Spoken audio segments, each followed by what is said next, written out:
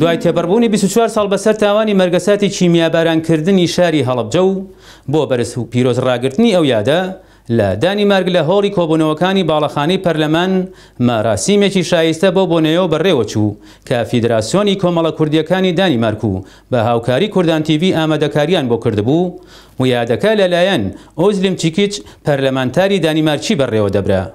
دوای بەخێرهێنانی ئامادەبووان ماوە درا بەوەی یادەکە بە وتاری مۆنس لۆگە توفتە دەست پێ بکات کە سەرۆکی پەرلەمانی دانیمارکە. تایدا باسی لە تراژیدیای هەڵەبجە و ئەو تاوانانەی بەرامبەر میلەتی کورد کراوە لە هەر چوار پارچەی کوردستاندا و نوێترین نمونەشی بە ڕژێمی سووریا هێنایە لە ناوچەکە کە تاوان دژی میلەتەکە و میلەتی کورد دەکات.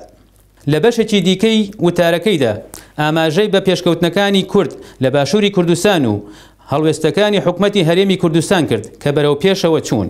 پاشان وتاری کۆمەڵەی کوردیەکان بە زمانی دانیمارکی پێشکەشکرا. دواتر هۆڵنیلسن سکرتێری پێشووی SF پارتی گەلی دانیمارک وتەیەکی بەو بۆنەوە پێشکەش کرد و میلەتی کوردی بە خۆڕاگر وەسف کرد کە هەردەم خۆڕاگر بوون لە بەرامبەر ئەو تاوان و ناحەقیانەی دوژمنانی بەرامبەریان کردووە. لە بەشێکی تری وتەکەیدا ئاماژەی بەوە کرد کە ئەمان وەک SF هەمیشە پشتیوان و هاوکار بوون بۆ مافەکانی میلەتی کورد و ئێستاش هەمان هەڵوێستیان دەبێت لە پەرلەمانی دانیمارک تا ئەو ڕۆژەی کورد سەربەخۆیی خۆی وەردەگرێت.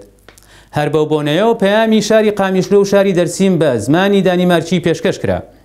بۆ شەهیدانی هەڵەبجە و هاوسۆزی کەس و کارەکانیان سارا عومەر ژنە شاعیری لاو بە زمانی دانیمارکی و کوردی شیعری خوێندەوە و وشەکانی ئاوێزەی زام و خەمی کارەساتی هەڵەبجە بوو.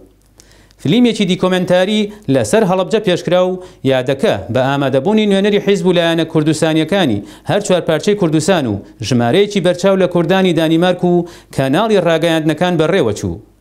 جێی خۆیەتی بڵین ئەو ڕۆژەی تاوان دەرهەق بە هەڵەبجە کرا بێدەنجی کرا. لە خۆمان و چەند خێرخوازێک نەبێت کەس هاوار و دەنجی نەبیستین.